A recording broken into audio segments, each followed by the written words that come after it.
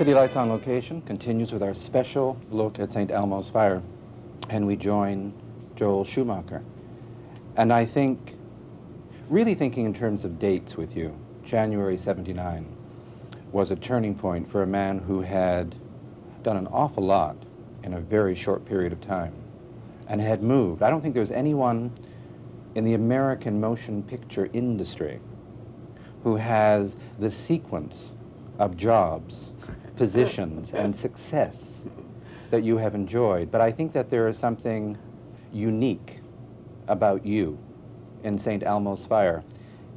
And in order to justify saying that to you on first meeting, I have to give you back something you said about yourself. And what you said about your life was that, like a lot of people my age, I was deeply involved with drugs in the middle 1960s. You said when I got off drugs in 1970, my life was really demolished. I'd done a good job of self-destruction, and I had to pick up all the pieces. I decided that one of the reasons I had been so nuts was because I wasn't doing what I really wanted to do. And what I really wanted to do was to make movies. I think there's an awful lot of that in St. Elmo's Fire, in almost all of the characters in one way or another. All of the self-destruction, you mean? Well, various forms of it, Right. various degrees of it, because Confusion. we're dealing Yes. with young people Right. in degrees of self-discovery and transition. Right. Well, I think that if you write, that you have to really strive to put yourself and the truth into it. And so I think that in the writing of St. Elmo's, I did it with a partner, Carl Kurlander, and I think we tried very hard to put our own experiences in a way that was, you know, entertaining. But to make the movie, I wanted to make the movie very much about confusion, but also passion, and the errors that people made in the film would come out of confusion and passion, and not malice or any kind of evil. So yeah, I guess there's a lot of me in it.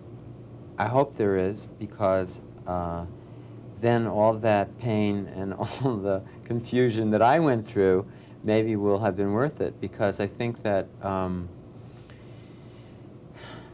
the only thing there is in life is personal growth.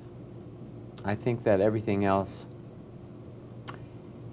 is okay, but not cracked up to what it's, you know, really doesn't live up to what it's supposed to be.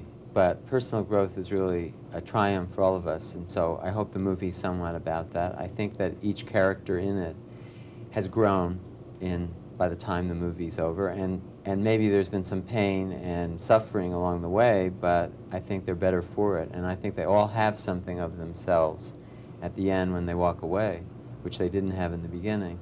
Of all the things you did on your way to making your directorial debut. Right, all the jobs I had. Everything. all of which, by the way, became important ingredients to you realizing the overall aspect of a film.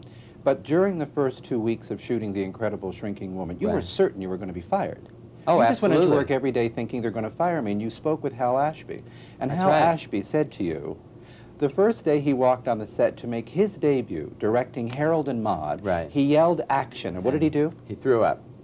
He told, I'll never forget him telling me that. Did that cheer you up? Did you feel better knowing that? I did. I think that, you know, I think that any time that anybody says to you, I was scared too, in that situation, then I think you always feel better because you don't feel alone. I think directing your first movie is very lonely, though, because the problem with first-time directing is you have this huge responsibility for the whole thing, but no clout whatsoever. I mean, on Incredible Shrinking Woman, everybody else on the movie had done their job for years. I was the only first-timer, and yet I was supposed to be in charge. I'm the one who was supposed to be the center of the creative process. Responsibility, but no authority. Exactly. Let us take a commercial break and have a look at a scene from St. Elmo's Fire. Okay. Okay? Great. All right.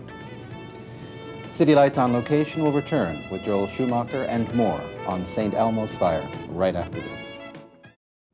City Lights on Location continues after that scene from St. Elmo's Fire. We're speaking with Joel Schumacher, who is not only the director, but the co-screenwriter.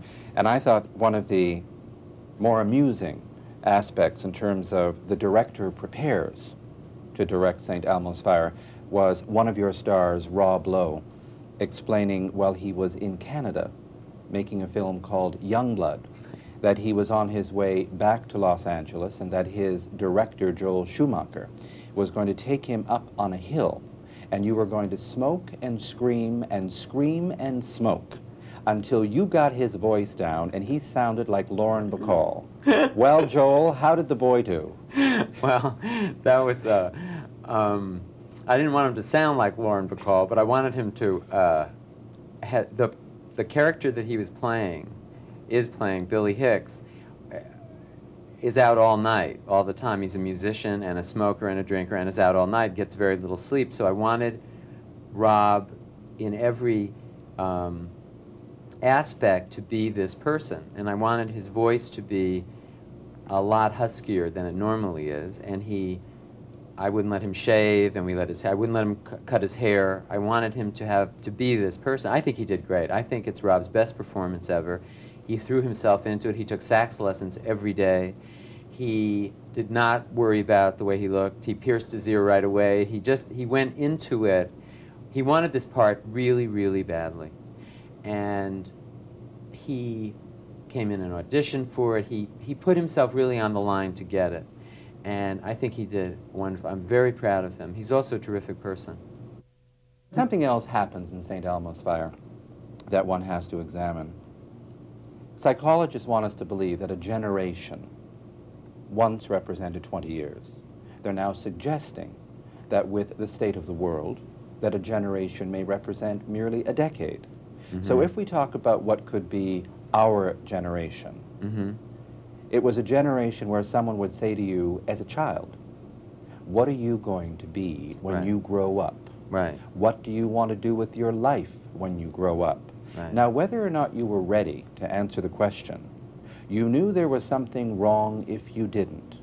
Mm-hmm. So we said, I'm going to be a lawyer, or a dentist, or a doctor, or whatever it was. Fireman. Anything. Anything to have an answer. You right. didn't want to be the kid without right. an answer. Right. One of the things St. Elmo's is telling us about these young people is that while it may be 1 or 2 generations removed from the one we are discussing, the pressures based on what are you going to be when you grow up have increased.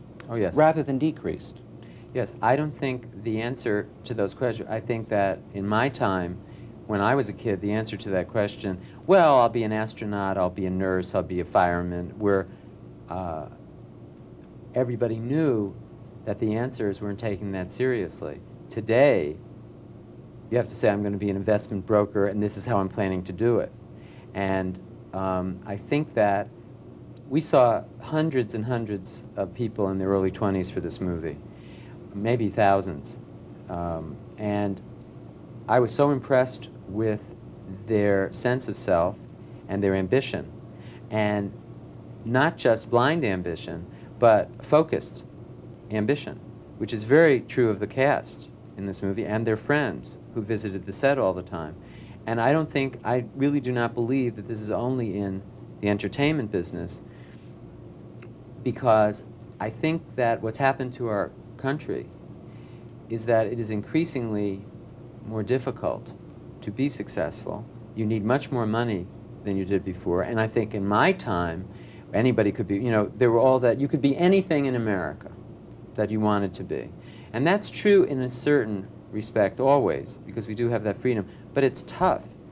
And it used to be that someone could have a college education, and that would set them up for life. They would always work, they would have a house, they would have a car, their kids would go to college. That's not so anymore. You can go to college and have a degree and be out on the street and trying to find a job for a long time. There is a pressure now that I think is very much what the movie is about also, of having to define yourself immediately out of college or high school and have a plan, get in there, get the money quickly, make something of yourself, and do it. And I think that there's so much attention and focus on people in their early 20s today to be finished, to be a finished product. Unlike The Graduate, which spoke for its time, and where he was, you know, that malaise that he went through, that kind of, that floating romantic, you know, confusion. Or the one Emilio Estevez gives us in St. Elmo's Fire, you mean? Right. Well, there's that quality right. to his character. Oh, yes, he is. He's in the cloud. He's romantic. He's Benjamin Braddock 20 years later. I guess so. I don't see different him exactly direction, that way. Right. But the romanticism, the pursuit, yes. Right. the blind pursuit of love from someone unaware of the depth of it is Benjamin Braddock. Yes. I guess so. It's just that I feel that there's a fierceness and an intensity to the way Emilio does it that's very today. And I feel that he's also going to be a lawyer. Then he's going to be a doctor. You know, he's got plans. Then he's going to get that girl. Yes. And in other words, I feel the difference between Emilio's character and, well, his name is Kerbo Kager. Tell you what, let us take a commercial break and look at a scene and hope we have the one with Emilio Estevez. Oh, great. Being passionately in love. Oh, I love those scenes. Be right back. Okay. City Lights on Location will return with Joel Schumacher and more on St. Elmo's Fire right after this. City Lights on Location continues with our conversation with Joel Schumacher. I haven't been talking about, was it Amateur Night at the Dixie Bar and Grill? That was really the TV movie you wrote, directed, that caught the attention of the industry. You said at one point that you did it because they kept offering you things, and you kept saying, no, thank you, I really don't think this is right for me, until you decided that if you kept saying no, thank you, they might not offer you anything ever again. Right. And if John Landis hadn't had his dispute with Universal, you wouldn't have come into Incredible Shrinking Woman. Right. But I was recently having a conversation with a beautiful woman who happens to be an old acquaintance of yours, Lonette McKee. Oh, and I said, so great. I know it doesn't mean a lot to filmmakers and actors for some enthusiast to come along 10 years later and say, I thought Sparkle was pretty good, and I thought your work in it was awfully good. She was great. And you know, that is a good movie. I think part of the problem was the whole comparative study with the Supremes, and when we realized that Irene Cara and Lonette McKee and Mary Alice and all the other people you had in it did the good work they did. The movie just sort of came and went. Had a lot to do with Warner Brothers. They didn't even advertise it. They opened the movie in New York and there were no ads in the paper. To what do you attribute that, Joel? As opposed to the money being spent on St. Elmo's? Is it because you're a name now? You've got a hot group of young American actors? Well, I think, in all fairness to Warner Brothers, first of all, you know, they made it, so you got to thank them for that. I mean, it was my first script. I didn't realize, in my innocence, I swear to you, I didn't realize it was a black movie. I had never heard, it was my first feature script. I wrote it on spec, and I thought it was a movie. I didn't know it was a black movie. And a black movie is scary to all film studios because that might mean that it only goes out to a certain market and then they can only make a certain amount of money back. The thinking that no white person would ever want to see a black picture. But I thought it was just a story of the times and rhythm and blues and that it would be interesting to everybody. So I think that it was a movie that maybe was so non-mainstream at the time for what a Hollywood movie was in that year, which was, I guess, around 1975. But that Curtis Mayfield music will go on. The greatest. Well, the album went to platinum. I mean, the album just went, and they were all fabulous. Dorian Harewood and Philip Thomas, who are also in it, and they went. Everybody in it is really wonderful, and look, Lonette is fabulous. There's something else I must say to you. You know, the movies haven't exactly been the territorial imperative of the unattractive in the history of film. Right.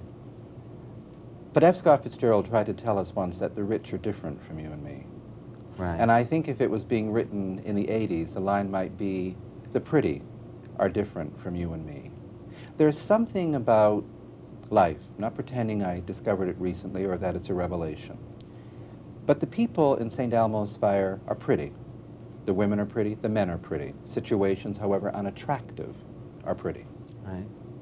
The one unattractive human being who gets a scene is mocked for being overweight, Jewish, bespectacled, and not a lot of fun. And one of the principals says to another, "Oh, go, whatever he looks like." Right. And I resented it. I resented it because people who were attractive were getting away with ugly behavior, and ostensibly unattractive people were being put down because of the way they looked. And I thought it was unfair.